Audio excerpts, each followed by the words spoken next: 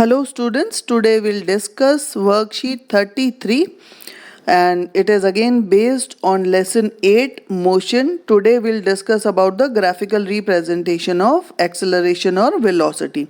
As we have seen in the previous worksheet that the speed of the object can be calculated by using distance time graph. Similarly, we can calculate distance or displacement traveled by a body by using a velocity time graph.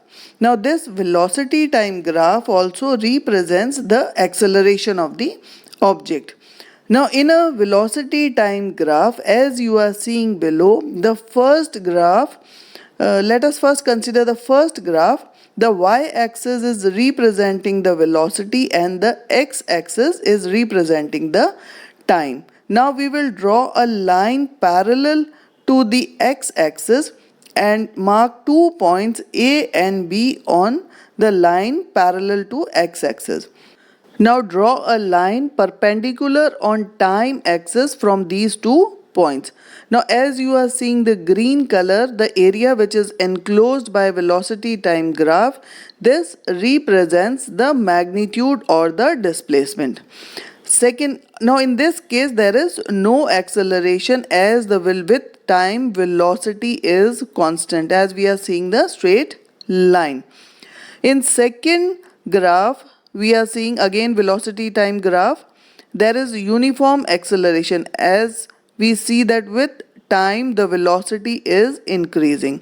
The third graph shows a retardation, means with time as we are seeing from 1 to 6 seconds the velocity is decreasing. So such type of graph is non-uniform and showing retardation. In the fourth graph again non-uniform acceleration is there. First the velocity is increasing, then it is decreasing, again increasing and then decreasing. So this graph shows non-uniform acceleration. Now as we are seeing in the sheet, it is similar to the first graph we have seen, that is it is showing uniform velocity. Now if we want to calculate the distance or displacement, again we have marked 2 points A and B, and these points A and B, this straight line shows that the velocity is constant. From these 2 points we have drawn perpendicular on the time axis T1 and T2, and this blue area shows or calculates the distance traveled by the object in a given time. Now how to calculate this distance or displacement?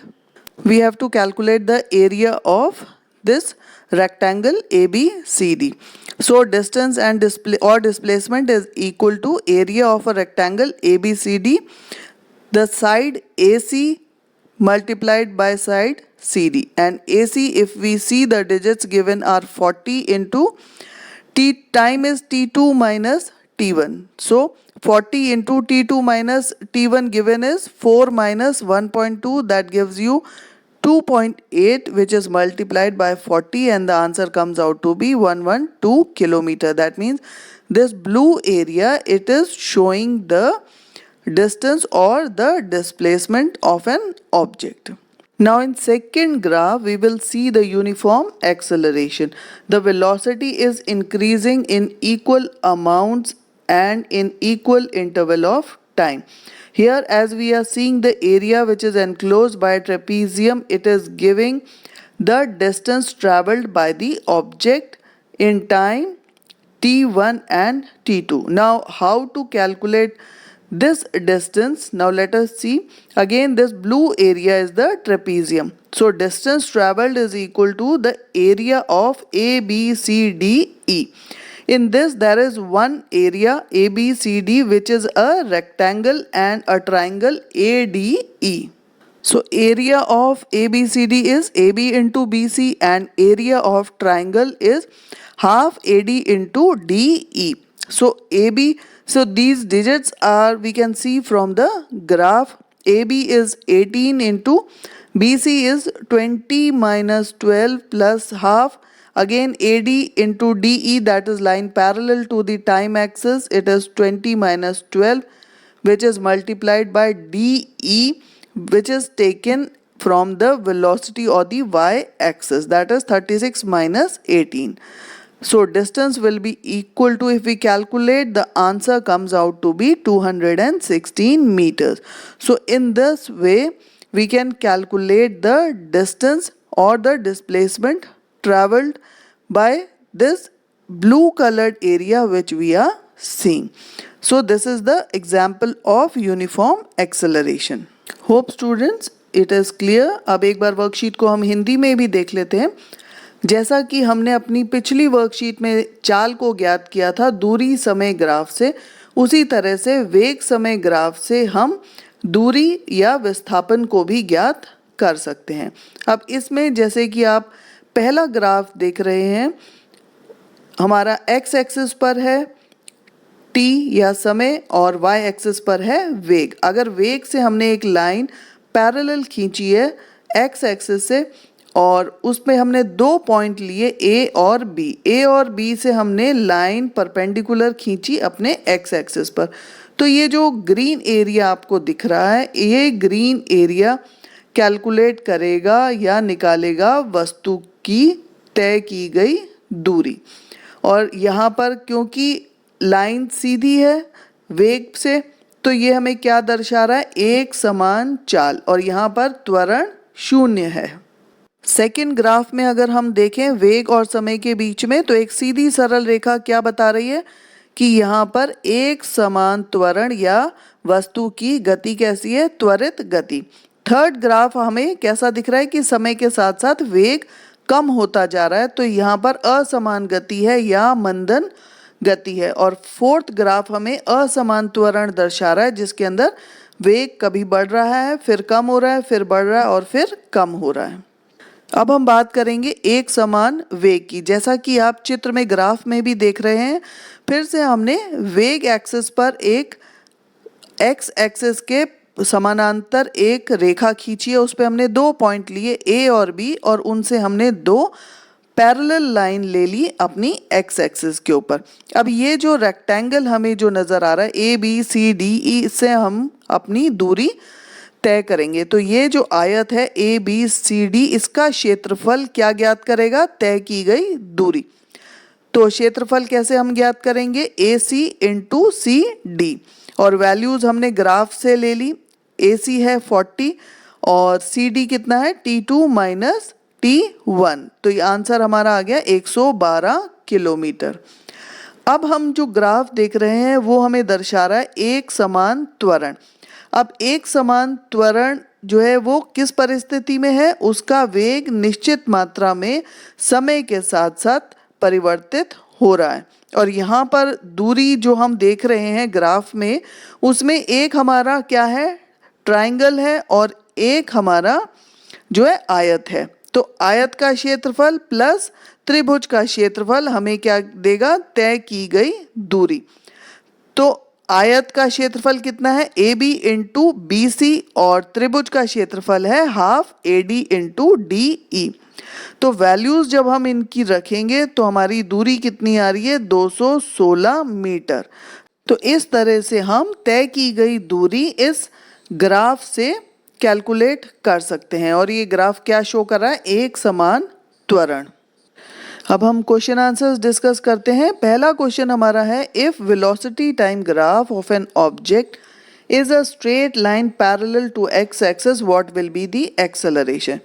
यानी कि velocity की axis या हमारी जो x axis है उस पर अगर लाइन पैरेलल है तो वो क्या दर्शा रही है कि एक्सेलरेशन ज़ीरो है, क्योंकि वेलोसिटी कांस्टेंट है या वेलोसिटी यूनिफॉर्म है.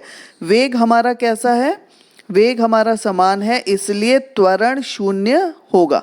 सेकेंड क्वेश्चन को अगर हम देखें, calculate the distance travelled by an object between 2s to 3s in a given velocity time graph. तो इसको हम कैलकुलेट करते हैं.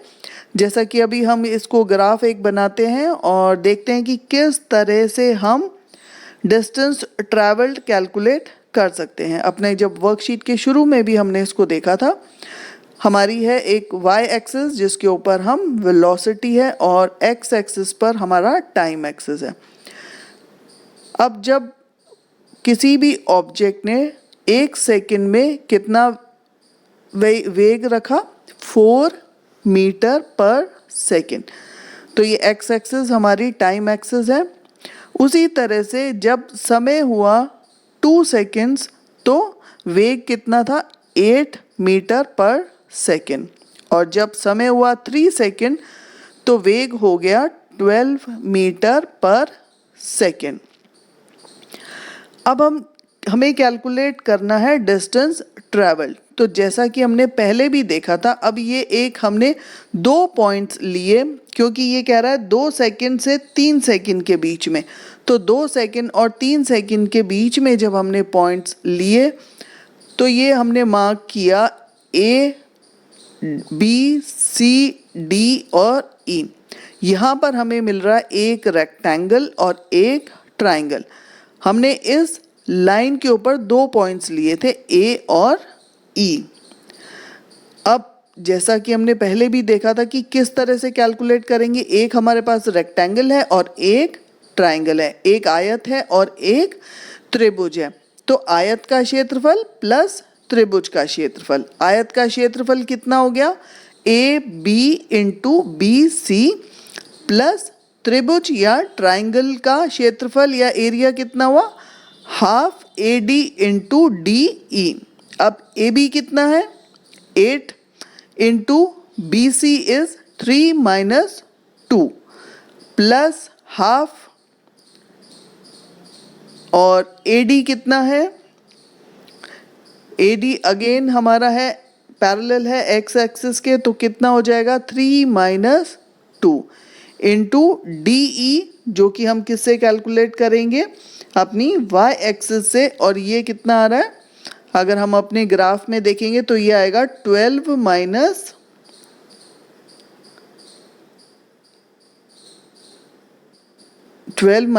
8, है ना। तो 12 minus 8 will be equal to 4। अब इसको कैलकुलेट करेंगे, हमारा हो जाएगा 8 into 1 plus half, again 3 minus 1 is 1 into 12 minus 8 will give you 4। और जब हम इसको सॉल्व करेंगे 2 और 4 कैंसिल होंगे तो हमारा आएगा 8 plus, answer will be 8 plus 2, that will be equal to 10 metre. So जो हमारा एरिया था उससे हमने अपना आंसर कितना कैलकुलेट किया, 10 मीटर। अब थर्ड क्वेश्चन हमारा कह रहा है which physical quantity is represented by the slope of velocity time graph, that is distance और डिस्प्लेसमेंट। और फोर्थ हमारा कह रहा है कि अगर वेलोसिटी टाइम ग्राफ हम ड्रॉ करना है एक्सेलरेटेड मोशन और रिटार्डेशन मोशन। तो रिटार्डेशन मोशन में क्या है, जब हम वेलोसिटी टाइम ग्राफ के बीच में ग्राफ अगर ड्रॉ करते हैं तो समय के साथ साथ जब वेलोसिटी कम होती जाती है तो वहाँ पर जो है रिटार्डेशन मीन्स डिक्रीजिंग, है ना, मंदन माने कम होना। तो जैसा कि ग्राफ में हम देख रहे हैं, समय जैसे जैसे समय बीतता जा रहा है वैसे वैसे वेलोसिटी कम हो रही है। तो ये ग्राफ है हमारा मंदन या रिटार्डेशन का। अब सेकंड ग्राफ हमारा है एक्सेलरेटेड मोशन का, एक्सेलरेटेड या त्वरित गति। अब इसको हम कैसे दर्शाएंगे, जैसा कि अभी आप देख रहे हैं शीट के ऊपर वेलोसिटी और टाइम के बीच में हम ग्राफ ड्रॉ कर रहे हैं और जो स्ट्रेट लाइन है वो क्या शो कर रही है, एक्सेलरेटेड मोशन। होप स्टूडेंट्स ये वर्कशीट आपको क्लियर होगी, समझ में आ गई होगी। इन न्यूमेरिकल्स को प्रैक्टिस ज़रूर करें और एग्जाम्पल्स के साथ। And thank you for watching this video.